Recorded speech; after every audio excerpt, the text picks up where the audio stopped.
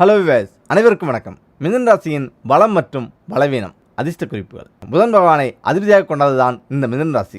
இந்த ராசிக்காரர்கள் இயல்பாகவே ஆணாக இருந்தால் பெண்களிடமும், பெண்ணாக இருந்தால் ஆண்களிடமும் ஒட்டிக்கொள்வார்கள். இவர்கள் மிகவும் அன்பானவர்கள், எதையும் ஏற்றுக்கொள்ளும் சுபாவம் உள்ளவர்கள், பாசமிக்கவர்கள் ஆவார். இவர்கள் இருக்குமிடத்தில் உங்களுக்கு பிடித்த நபர் யார் என்று கூறினால் இவர்களுக்கே மற்றவர்கள் முன்னுரிமை வழங்குவார். சரி, இந்த மிதுன ராசிக்காரர்களின் பலவீனம் என்ன தெரியுமா? இந்த மிதுன ராசிக்காரர்கள் சோசியல் மீடியா அடிமைகள். ஆம், இந்த மிதுன ராசிக்காரர்கள் ஃபேஸ்புக், ட்விட்டர், இன்ஸ்டாகிராம் போன்ற சமூக வலைதளங்களிலே ஒரு அர்த்தமில்லாமல் தன்னுடைய காலத்தை கழிப்பர். இவர்களுக்கு காலை விடியலும் சோசியல் மீடியாவில் தான், இரவு உறக்கம் சோசியல் மீடியாவில். இப்படி ஃபேஸ்புக்கில் குட் நைட் என ஸ்டேட்டஸ் போட்டுவிட்டு தூங்க செல்வோர் இந்த மிதுன ராசி மக்களே. முக்கியமாக மிதுன ராசிக்காரர்களின் நல்வாழ்வுக்கான அதிர்ஷ்ட குறிப்புகள். 1. படிகாரத்தூள் கொண்டு அல்லது படிகாரத்தூள் சேர்த்த பற்பொடி அல்லது பற்பசை கொண்டு பல் துலக்குவது அதிர்ஷ்டம் தரும். 2. முடிந்தபோது மீனுக்கு பொறி அல்லது இறை போடுவது நன்மை பயக்கும். 3. புனித யாத்திரை ஸ்தலங்களுக்கு பால் மற்றும் அரிசி ஆகியவற்றை தானமாக வழங்கலாம். 4. உங்கள் பொருளாதார நிலைக்கு ஏற்றவாறு வறுமையில் உள்ள நோயாளிகளுக்கு மருந்து பொருட்கள் வாங்கி தரலாம். 5. 12 வயதுக்கு உட்பட்ட குழந்தைகளை திட்டக்கூடாது. 6. பச்சை நிற ஆடைகள் அணியக்கூடாது, துரதிர்ஷ்டம் உண்டாகும். 7. வீட்டில் மணி பிளான்ட் வளர்க்கக்கூடாது. 8. பச்சை நிற பாட்டிலில் கங்கை நீர் நிரப்பி அந்த பாட்டிலை இறுக்கமாக மூடிவிடவும். ஒரு வயலில் கொஞ்சம் நெருப்பு மூட்டி அதில் அந்த பாட்டிலை போட்டுவிட்டால் துரதிர்ஷ்டங்கள் நீங்கும். இந்த எளிய வழிகளை பின்பற்றுவதன் மூலம் வாழ்க்கையில் எளிதாக அதிர்ஷ்டத்தை அடைய இயலும். அதே நேரத்தில் ஜாதகத்தை மிகவும் நுட்பமாக பார்க்க வேண்டும், மிகவும் நுணுக்கமாக பார்க்க வேண்டும். இல்லை என்றால் இப்படி தான் உறவை பிரித்த ஜாதகம். எப்படி? ஒவ்வொரு மனித மனமும் வெற்றி பெற வேண்டும் என்ற எண்ணத்துடனே செயல்படுவது. நாம் விருப்பப்படுவது நடந்தால் சந்தோஷமும், அது நடக்காவிட்டால் துக்கமும் அடைகிறோம். சில நேரங்களில் சாஸ்திரங்களை பற்றி தவறான கண்ணோட்டத்திலே இருக்கிறோம். மனம் விரும்பினாலும் விரும்பாவிட்டாலும் நடக்க வேண்டியது விதிப்படியே நடந்து தீரும். ஆனால் இதில் நமது செயலாற்றல் எவ்வளவு என்பதை நாம் வரையறை செய்து கொள்வதே இல்லை.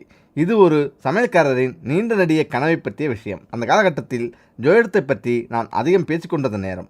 சென்னை பார்த்தசாரதி கோயில் வாசலிலே என் வரவுக்காக ஒரு சாமியார் காத்து கொண்டிருப்பார். நீண்ட வெண்மையான தாடி, நெற்றியில் பெரிதாக நாமம், கனமான பூநூல், காசி வஸ்திரம், தோளில் ஒரு பை, அமைதியான கண்கள், வயிறு அவரது பசியை ஞாபகப்படுத்தி கொண்டே இருக்கும். நம்மை பார்த்தவுடன் ஏதோ வள்ளலை பார்த்தது போல எழுந்து வேகமாக வருவார். கணிதத்தில் மேதையான அவர் ஜோதிடத்தை பற்றி நிறைய ஆராய்ச்சி செய்தவர். என்னை விட கிட்டத்தட்ட 40 வயது பெரியவர். அந்நேரம் பார்த்தசாரதி கோயிலில் கூட்டம் இருக்காது. பின்பக்க மண்டபத்தில் நானும் அவரும் இன்னும் பலரும் அமர்ந்து பேசிக்கொண்டிருப்போம். அப்போது சமையல் வேலையில் இருந்த ஜோதிடமும் தெரிந்த ரங்க ஐயங்கார் அறிமுகமானார். அவருக்கு வீடு தாம்பரத்தில் இருந்தது. அதனால் தாம்பரமாமா என்று நாங்கள் அழைப்போம். சமையல் தொழில் செய்பவர். ஜோதிடத்தை பகுதி நேர தொழிலாக கொண்டிருந்தார். அன்று ஞாயிற்றுக்கிழமை என்று நினைக்கிறேன். சாமியாரிடம் பேசிக் கொண்டிருந்த போது தாம்பரமாமா வந்தார். வெற்றிலை போட்டிருந்தவர் சுவாரஸ்யமாக வந்து அமர்ந்தார். ஆலயத்தினுள் வெற்றிலை போடுவது தவறு என்று சாமியார் பேச ஆரம்பித்தார். இல்லை, வெற்றிலையை வெளியே போட்டு கொண்டு வந்தேன் என்று கூறினார். பின்னர் நல்ல செய்தி ஒன்று சொல்ல வந்தேன் என்றவர் மிகப்பெரிய தொழிலதிபரின் பெயரை குறிப்பிட்டு அவர் பையன் ஜாதகத்தை பார்த்தேன். அவனுக்கு 15 வயசாகிறது. கடக லக்கணம், குரு சுக்கிரன் உச்சம், ரிஷபராசியில் பிறந்துள்ளார் என்று நிறுத்தினார். இதில் என்ன ஆச்சரியம் என்றேன். என் மகனும் அதே வருஷம், அதே மாதம், அதே தேதி, அதே நேரத்தில் பிறந்துள்ளான். 2 ஜாதகங்களும் துல்லியமாக ஒன்றாக உள்ளது. ஆமாம், என் மகனுக்கும் அவனுக்கும் ஒரே ஜாதகம். தொழிலதிபர்கள் மகனின் ஜாதகத்தை பார்த்தவர்கள், பையன் மிகப்பெரிய மனிதனாக வருவான், பலரை வேலை வாங்கும் திறன் படைத்தவன், கடல் கடந்து வெளிநாடு பிரயாணம் சென்று வருவான், இவனால் தகப்பனாருக்கு பேரும் புகழும் கிடைக்கும் என்று கூறினார்கள். நானும் அதேபோல்தான் கணித்துள்ளேன். உங்களது அபிப்பிராயத்தை சொல்லுங்களேன் என்றார். சாமியாரோ எல்லாம் கடல் விட்ட வழி என்று கூறிவிட்டு மேலும் எதுவும் சொல்லவில்லை. என்னிடம் தன் மகன் ஜாதகத்தை பற்றி சமையல்காரர் பேசினார்.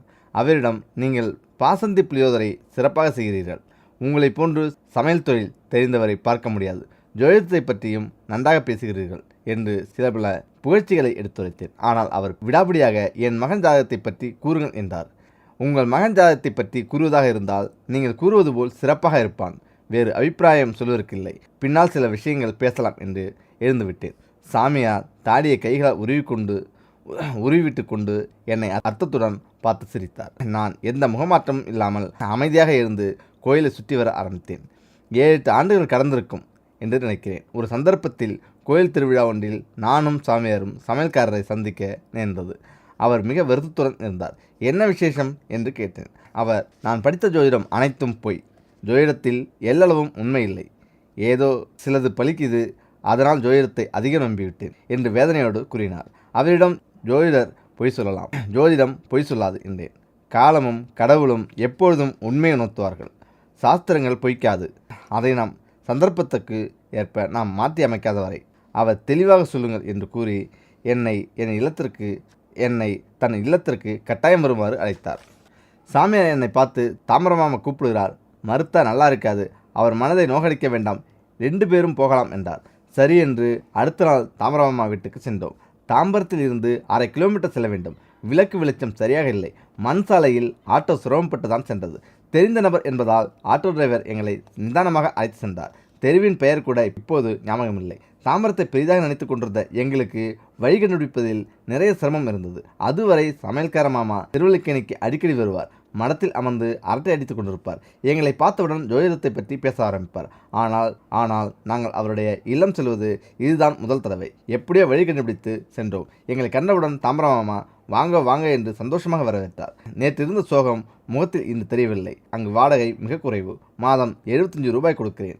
திருவல்லிக்கேணியில் 400-500 என்று கேட்கிறார்கள். அதனால் இங்கு எனக்கு சௌகரியமாக உள்ளது என்று கூறி உள்ளே அழைத்து சென்று உபசரித்தார். அவரது இல்லத்தில் நிறைய ஜோதிட புத்தகங்கள் பார்க்க முடிந்தது. அதில் சில புத்தகங்கள் தாறுமாறாக கிழிக்கப்பட்டிருந்தன.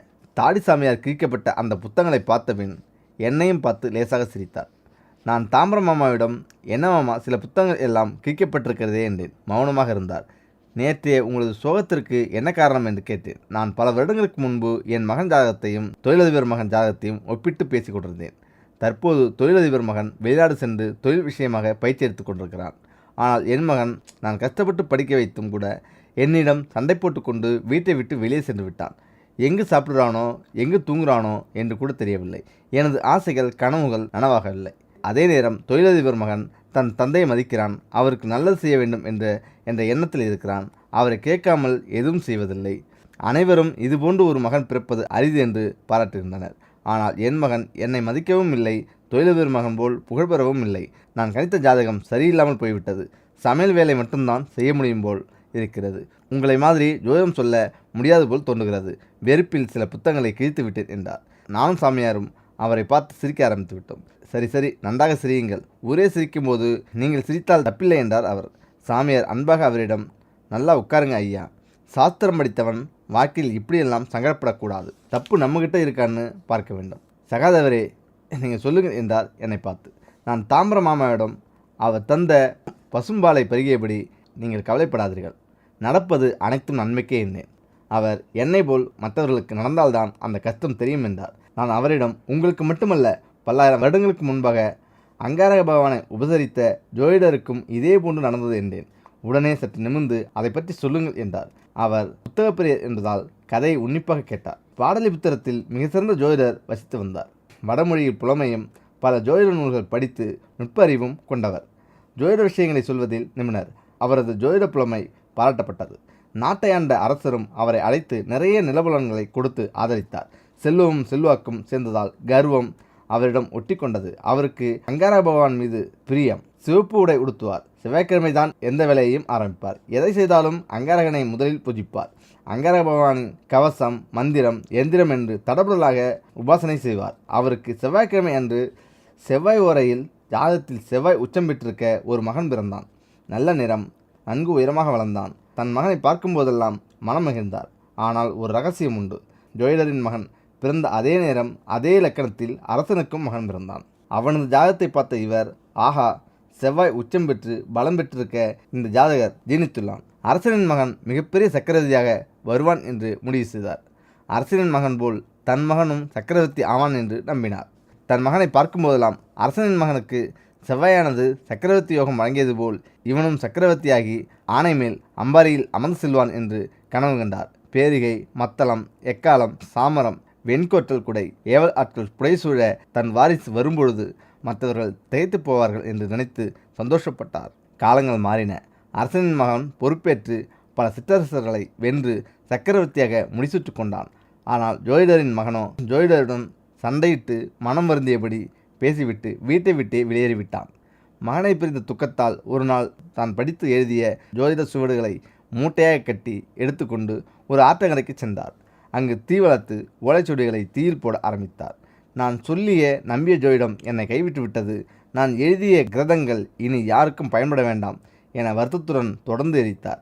அப்போது சிவப்பு ஆடை கட்டி தாடிமுடியுடன் நெற்றியில் சிவப்பு குங்குமத்தோடு ஜோதிமயமாக வேகமாக பெரியவர் ஒருவர் நடந்து வந்தார். அவர் கையில் கமண்டலமும் தண்டமும் இருந்தன. பவள மாலை அணிந்திருந்தார். ஜோதிடரிடம், பண்டிதரே, என்ன காரியம் செய்து கொண்டிருக்கிறீர்கள்? இது தகாது.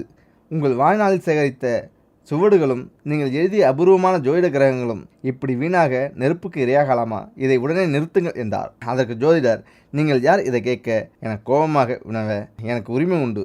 நான் தான் அரசனின் மகனை சக்கரவர்த்தியாக்கிய செவ்வாய். நீ ஆரம்பத்தில் இருந்து உபாசனை செய்து வந்த செவ்வாயும் நானே என்று அங்காரக பகவான் கம்பீரமாக கூறினார். அப்படியானால் என் மகனுக்கு நீ ஏன் அந்த யோகத்தை தரவில்லை என்று கேட்டார் ஜோதிடர். அதற்கு அங்காரக பகவான், அரசனின் ஜாதகத்தில் மகனை சக்கரவர்த்தியாக பார்க்கும் யோகம் இருந்தது. உன் ஜாதகத்தில் மகனை சக்கரவர்த்தியாக பார்க்கும் யோகம் இல்லை. உன்னுடைய மகன் தற்போது கடல் கடந்து ஒரு தீவில் யானையால் மாலையிடப்பட்டு ராஜாவாக திகழ்கிறான். நீ கனவு கண்ட அத்தனையும் நிறைவேறியுள்ளது. அரசனின் தந்தை அனுபவிக்கும் யோகங்களை பெறும் பாக்கியம் உனக்கு இல்லாததால் நீ உன் மகனை பிரிந்துள்ளாய் என்று கூறி ஆசி வழங்கினார். இந்த கதையை கூறிவிட்டு, உங்கள் ஜாதகத்தில் 5ஆம் இடமும் 5ஆம் பாவாதிபதியும் பலவீனமாக உள்ளதை கவனித்தீர்களா? வாக்குஸ்தானம் கெட்டால் விரோதம் உண்டாகும். புத்திரஸ்தானம் வலுவில்லாமல் இருப்பதால் உங்களுக்கு பிறந்த புத்திரனும் உங்களை விட்டு விலகி சென்று விட்டான். ஏற்கனவே கூறிய ஜோதிட கதையை போல் உங்கள் ஜாதகத்தில் இருப்பதால் உங்கள் பையன் அனுபவிக்கும் அத்தனை சௌக்கியத்தையும் நீங்கள் அனுபவிக்க முடியாது என்று. அதனை கேட்டதும் தாமரமாமா நெகிழ்ந்தார். என் மகன் கண்காணாத இடத்தில் இருந்தாலும் சௌக்கியமாக இருந்தால் போதும் என்றார். இது நடந்து சில ஆண்டுகளுக்கு பின் அவரின் மகன் சிங்கப்பூரில் ஒரு நல்ல நிலையில் ஒருவரது வியாபாரத்தை நிர்வகித்து வருகிறார் என்று கேள்விப்பட்டேன். ஆனால் கடைசி வரை தந்தையிடம் எந்த விதமான நெருக்கமும் அவன் வைத்துக் கொள்ளவில்லை.